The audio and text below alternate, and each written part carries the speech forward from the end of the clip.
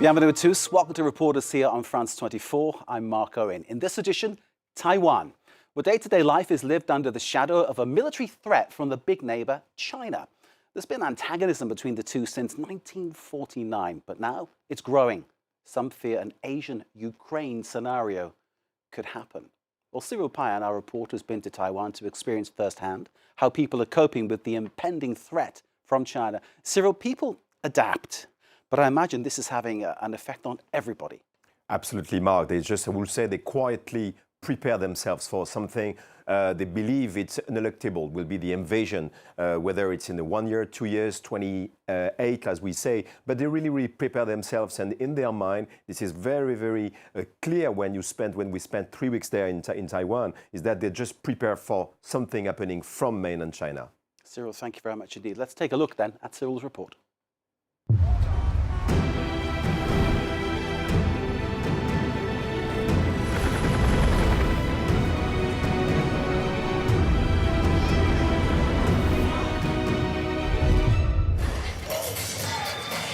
It's the national holiday of Taiwan, officially the Republic of China.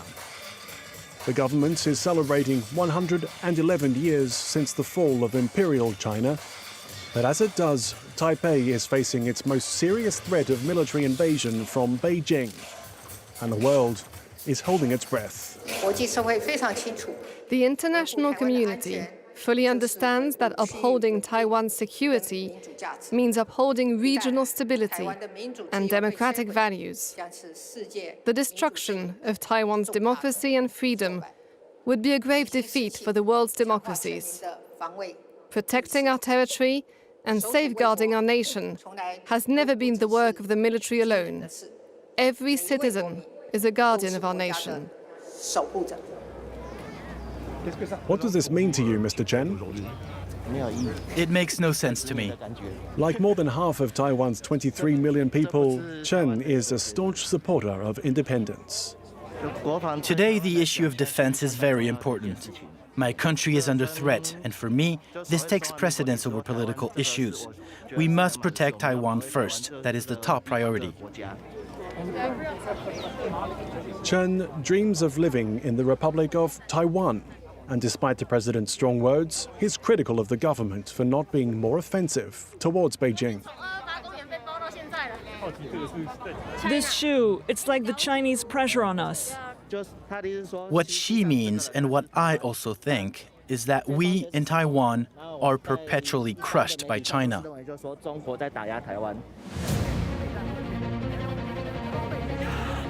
But is there a real risk of war in Taiwan? Will China, under Xi Jinping, embark upon the path of reunification?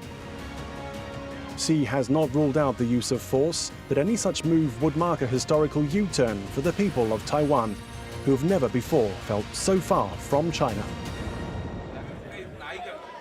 The defense of Taiwan has become the obsession of this man, Robert Tsao, one of the island's richest men, and he's contributed vast sums to what he calls the resistance to Beijing's oppression. Published an article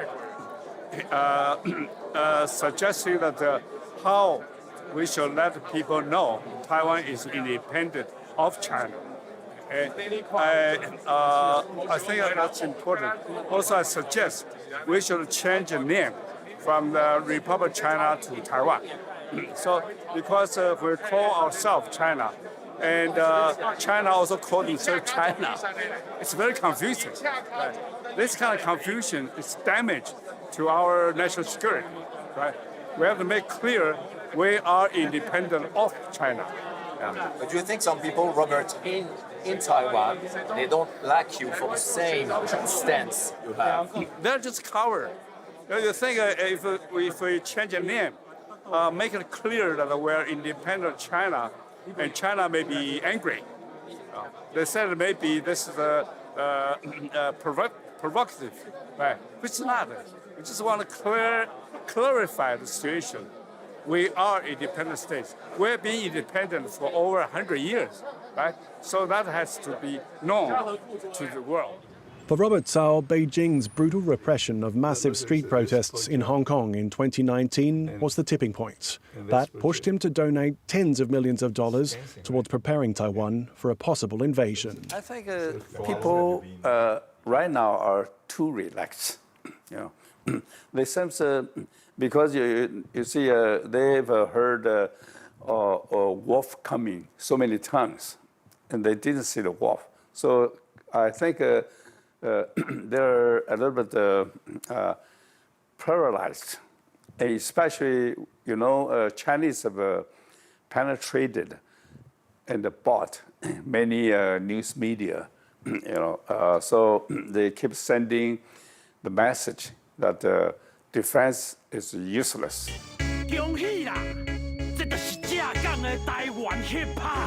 On the eve of local elections, Robert Tsao has rallied the young guard of Taiwanese politics.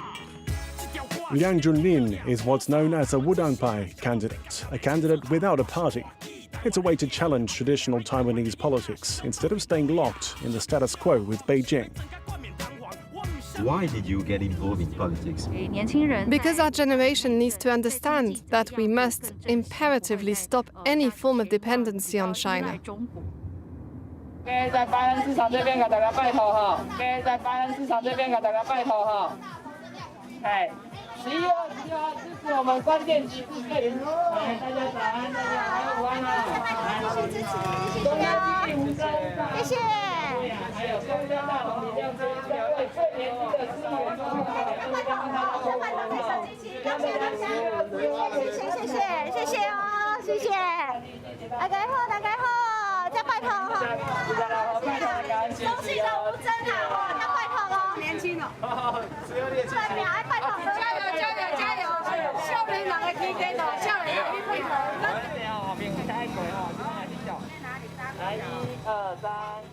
Our platform is based on defending our democratic values. We came together to stand up against any form of foreign pressure, such as the threat of Chinese invasion.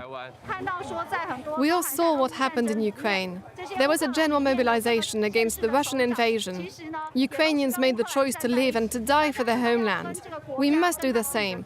Taiwanese people must have political representatives whose priority is to strengthen alliances with friendly nations, to stand together against the enemy.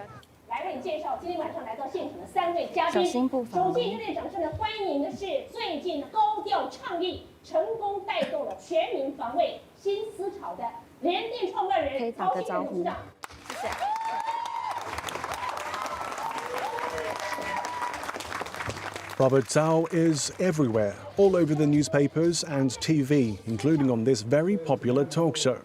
His ideas and influence are gaining popularity in Taiwanese public opinion.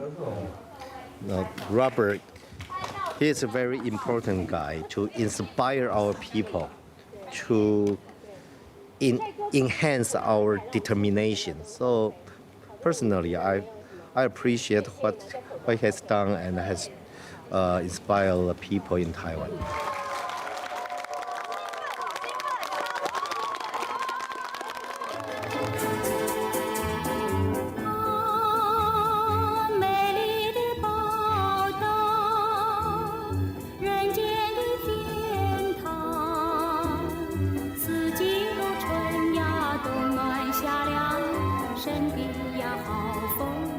This is Kinmen, the hypothetical front line of the war that everybody fears.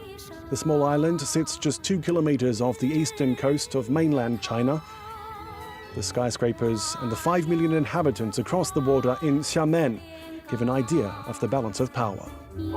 It's quite strange. It's almost exciting to be so close, to be able to see China so clearly from here. It's not scary, no, because our lives are connected to China whether we like it or not. Of course, all of us here are afraid of war. Peace is a universal value, isn't it? But China refuses to rule out using force against Taiwan.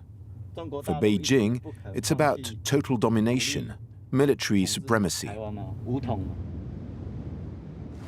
Kinmen is the most exposed outpost on the Chinese side of the Taiwan Strait.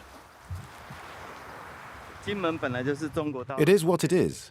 We are on this small island facing the Chinese mainland. We have been for centuries. We can't do anything to change our geographical position. My country is a liberal democracy. On the other side, it is a one-party authoritarian state. Freedom of expression, religion, political parties, that's all forbidden. Living here, I'm happier than I would be living in mainland China. Back in Taipei, there are signs that the government is preparing for the worst. Is it useful, you think? Do you encourage that? What do you think about Robert Tsao? Defending Taiwan, if you look at the experience of Ukraine, it's not just the government's responsibility. And if the people here are equipped with knowledge and skills to defend the hometown, I think China would run into very serious trouble if they want to invade Taiwan. So for Robert Tsao's ideas and his advocacies and his generous donations to these kinds of programs is highly welcomed. Here, Taiwanese civilians are attending war school. Thousands take part in these training courses, which are funded by Tsao, who hopes to establish a civil defense force of 300,000 volunteers. I'm here to prepare myself for war. I want to know what China will do if they attack us. This course is essential for all of us. We need to understand that Beijing is our enemy. The Chinese have already started the information war, and many here don't know the truth. We meet up again with Chen, the independence activist. He lives in the Huanhua district of southern Taipei with his 2 daughters and wife, a French teacher. Is Taiwan really a part of China? The communist doctrine exploits historical confusion. It's become some sort of international compromise. The United States support our democracy, but they won't say they support Taiwan's independence. All they say is they don't oppose it. I think it's up to us to choose. Are we independent or not? Our friends tell us we're Taiwanese, but also Chinese, because sentimentally we're close to the Chinese. But in fact, we only have one country. It is Taiwan.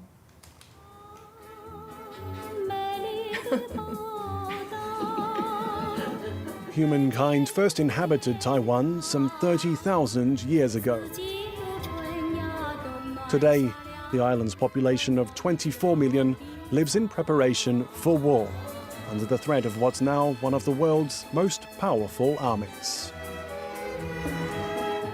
Our reporter Cyril Payan is still with us. Thank you for that report. Some people watching this might think Taiwan is part of the People's Republic of China.